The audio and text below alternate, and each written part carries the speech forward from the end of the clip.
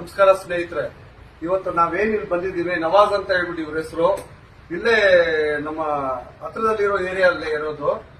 ಇದೇನ್ ನೀವು ಇವ್ರ ಕೈ ನೋಡ್ತಾ ಇದ್ದೀರಾ, ಈ ಕೈಯಲ್ಲಿ ಏನಾಗಿದೆ ಅಂದ್ರೆ ಈ ಡ್ರಗ್ಸ್ ತಗೊಳ್ಳೋದ್ರಿಂದ ಈ ಇಂಜೆಕ್ಷನ್ಸ್ ಸಿರಿಂಜ್ ಗಳನ್ನ ತಗೊಂಡ್ತಾರೆ ಗೊತ್ತಾ. ಮೆಡಿಕಲ್ ನಲ್ಲಿ ಹೋಗಿ ಒಂದು ಟ್ಯಾಬ್ಲೆಟ್ ನ ತಗೊಂಡು ಅದನ್ನ ಬಿಸಿ ಮಾಡಿ ಅದನ್ನ ಒಂದು ಸಿರಿಂಜ್ ಆಗಿ ಮಾಡಿ ಅದನ್ನ ತಗೊಂತಾರೆ. ಆ ನರದಲ್ಲಿ ಹೋಗೋ ಜಾಗದಲ್ಲಿ ಪಕ್ಕದಲ್ಲಿ ಮಾಂಸಕ್ಕೆ ಹೋಗಿ ನೋಡಿ ಇಷ್ಟೆಲ್ಲ ಎಫೆಕ್ಟ್ ಆಗಿದೆ.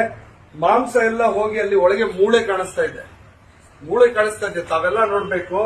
ಇದು ಒಂದು ವಿಡಿಯೋ ಮಾಡ್ತಾ ಇರೋದೇನಂದ್ರೆ ನನಗೆ ಮಾರ್ಕೆಟಿಂಗ್ ಗೋಸ್ಕರ ಅಥವಾ ಬೇರೆ ಏನೇ ವಿಚಾರಕ್ಕಲ್ಲ.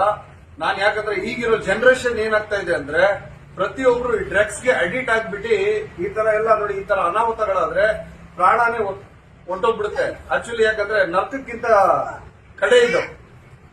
ಯಾಕಂದ್ರೆ ಇಂಥ ಜೀವನ ನಾವು ಮಾಡ್ಬೇಕಂದ್ರೆ ನರ್ಕ ಬೇಕಾದ್ರೂ ಸಹಿಸ್ಕೊಬಹುದು, ಈ ಜೀವನ ನಡೆಸಕ್ಕಾಗಲ್ಲ. ಯಾಕಂದ್ರೆ ಇವ್ರು ನೋಡಿ ಎಷ್ಟು ಕಷ್ಟ ಪಡ್ತಾ ಇದಾರಂದ್ರೆ ಯಾವ್ದೋ ಒಂದ್ ಕಡೆ ಹೋಗ್ಬಿಟ್ಟು ಯಾವನೋ ಒಬ್ಬ ಫ್ರೆಂಡ್ ಒಂದ್ಸಲಿ ಅವನ್ನ ಕರ್ಕೊಂಡು ಹೋಗ್ಬಿಟ್ಟು ಮಾಡಿಸ್ ತೋರ್ಸ್ಬಿಟ್ಟ ಹೇಗ್ ಮಾಡ್ಬೇಕು ಅಂತ, ಡ್ರಗ್ಸ್ ಎಡಿಟ್ ಮಾಡ್ಬಿಟ್ಬಿಟ್ಟ.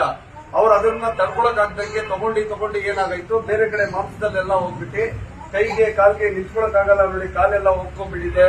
ಮತ್ತೆ ಈ ತರ ಎಲ್ಲ ಬಹಳಷ್ಟು ನೋಡಿ, ಒಂದು ಶರ್ಟ್ ಕೂಡ ನೆಟ್ಟಿಗೆ ಇಟ್ಕೊಳಕ್ಕಾಗಲ್ಲ, ಔಷಧಿನ ಎಲ್ ಬೇಕಾದ್ರೂ ಕೈ ಇಡಕ್ಕಾಗಲ್ಲ, ಇಂಥ ಪರಿಸ್ಥಿತಿಯಲ್ಲಿ ಬಂದಿದ್ದಾರೆ. ದಯವಿಟ್ಟು ತಮ್ಮಲ್ಲಿ ಏನ್ ವಿನಂತಿ ಅಂದ್ರೆ ದಯವಿಟ್ಟು ಯಾವುದೇ ತರಹದ ನಶೆಯಲ್ಲಿರುವ ಪದಾರ್ಥಗಳನ್ನ ದಯವಿಟ್ಟು ನೀವು ತಗೊಂಡ್ಬಿಡಿ. ಯಾಕಂದ್ರೆ ತಗೊಂಡ್ರೆ ಬಹಳ ಅನಾಹುತಗಳಾಗುತ್ತೆ. ನೋಡಿ ಇದು ಏನ್ ಗೊತ್ತಾ, ಸಾವು ಬಂದ್ರೆ ಸತ್ತೋಗ್ಬಿಡ್ಬೋದು.